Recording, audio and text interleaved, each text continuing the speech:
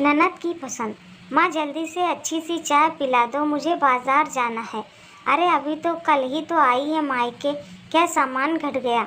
माँ इतने दिनों बाद अपने शहर के पुराने बाजारों में घूमने का मज़ा ही कुछ और है। हंसते हुए प्रिया बोली, ठीक है तू अपनी भाभी को भी साथ ले जाना। प्रिया कानपुर में रहती है, उसकी एक संपन्न परिवार में शादी हुई है। कल ही अपनी मम्मी के घर अलीगढ़ पहुंची है अपने दोनों बच्चों को लेकर गर्मी की छुट्टियों में। प्रिया देखने में स्मार्ट है, वो बन ठन के रहती है, खूब अच्छे अच्छे कपड़े पहनती है, अपने बच्चों को भी अच्छे से रखती है। प्रिया के मायके में उसके समीर, आदर्श भैया, आदिति भाभी और उसकी माँ है। पिताजी का कुछ साल पहले देहांत हो गया था। आदर्श भैया एक सॉफ्टवेयर इंजीनियर है और भाभी आदिति एक गृहिणी है। आदिति एक छोटे शहर की गरीब घर की लड़की है। उसका रहन सहन बहुत सिंपल है, पर वह भी प्रिया जैसे कपड़े पहनने की कोशिश करती है, क्योंकि उसका पति आदर्श कहता है कि तुम अपने रहन सहन में अंतर लाओ, अब समय के साथ अपनी चॉइस बदलो। प्रिया दीदी से कुछ सीखो। आरती, वो आदर्श की शादी को 2 साल हो गया है। प्रिया और आदिति बाजार जाते हैं। प्रिया अपने लिए सूट देख रही थी, उसने जो सूट पसंद किया, आदिति बोली, दीदी यह मैं ले लूँ, आप दूसरा इससे ज़्यादा अच्छा पसंद कर लीजिए।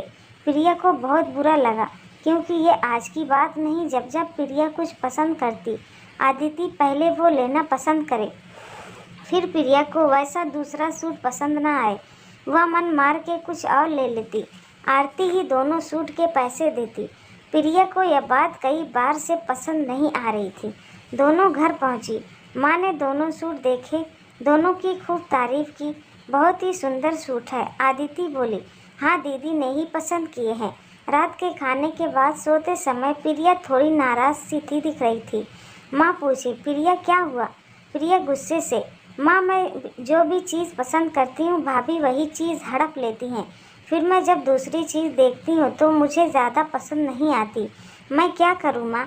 अरे बेटा, तू तो अपने घर में सारी चीज़ें अपनी पसंद की ही लेती है ना। ठीक है, अगर वो तेरी पसंद का ले लेती है तो अच्छा है, तेरी पसंद है ही इतनी अच्छी, वो हमारे घर की बहू है, अच्छे से रहेंगी तो सभी हमारी ही तारीफ़ करेंगी।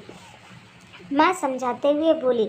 तभी आदिति दूध लेकर उनको देने कमरे में आ जाती है।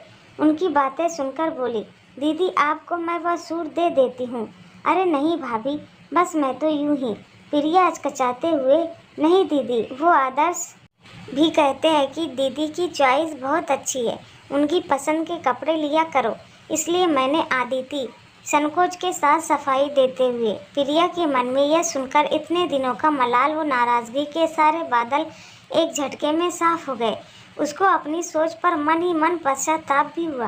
प्रिया खुशी से झूम के बोली, अरे भाभी, ऐसा है तो कल ही चलकर आपके लिए और सूट पसंद कर दूंगी।